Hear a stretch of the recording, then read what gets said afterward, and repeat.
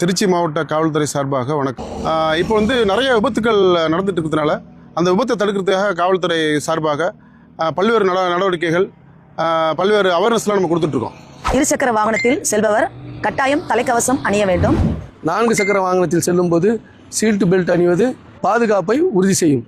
பள்ளி கல்லூரி மாணவர்கள் அந்த ஃபேஸ்புக் அண்ட் இன்ஸ்டா அந்த ரீல்ஸ் முகத்தினால இந்த தேசிய நெடுஞ்சாலைகள் சாலைகளில் வந்து ஸ்டண்ட் பண்ணுறாங்க, வீலிங் பண்ணுறாங்க. இது மாதிரி செயல்களில் வந்து ஈடுபடக்கூடாது. இது வந்து டிராஃபிக் வயலேஷன். மதுபோதையில் வாகனம் ஓட்டுவது உங்களுக்கு மட்டுமின்றி எதிரில் வரும் வாகன ஓட்டிகளுக்கும் ஆபத்தை ஏற்படுத்தும். மேலும் இது சட்டப்படி குற்றமாகும்.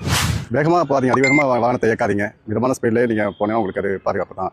இன்னும் கொஞ்சம் 10 நிமிஷம் கொஞ்சம் அட்வான்ஸாக போனீங்கன்னா போகிற இடத்துல நம்ம டைமுக்கு ரீச் ஆகிடலாம். இதுக்காக வாகனத்தை வேகமாக தான் ஓட்டி ஃபாஸ்ட்டாக தான் போகிற அவசியம் கிடையாது. வாகனம் ஓட்டும்போது யாரும் செல்ஃபோன் யூஸ் பண்ண வேணாம்.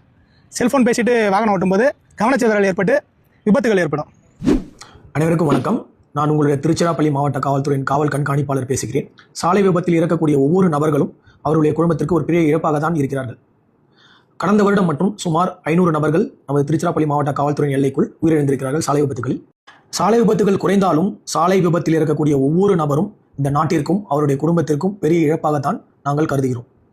எனவே சாலை விபத்துகள் மரணம் ஏற்படாமல் இருப்பதற்கு சாலை விதிகளை மதிப்பதும், சாலையில் செல்லும்போது அதற்கேற்ற தற்காப்பு நடவடிக்கைகள், எடுத்துக்காட்டாக தலைக்கவசம் அணிவது, 4 சக்கர வாகனமாக இருந்தால் சீட் பெல்ட் அணிவது போன்ற சாலை விதிகளை மதிப்பதுடன் அதிவேகமாக செல்லாமல் இருப்பது, குடிபோதையில் வாகனம் ஓட்டாமல் இருப்பது போன்ற முக்கிய சாலை விதிகளை மதிக்குமாறு கேட்டுக்கொள்கிறேன். இவ்வாறாக நீங்கள் செயல்பட்டால் கண்டிப்பாக நமது திருச்சிராப்பள்ளி மாவட்டத்தை மரணமில்லா மற்றும் சாலை விபத்து இல்லா மாவட்டமாக கண்டிப்பாக மாற்ற முடியும். அதற்கான ஒத்துழைப்பை உங்களிடம் திருச்சிராப்பள்ளி மாவட்ட காவல்துறை சார்பாக கேட்டுக்கொள்கிறேன். நன்றி, வணக்கம். சாலை விதிகளை மதிப்போம், விபத்துகளை தவிர்ப்போம்.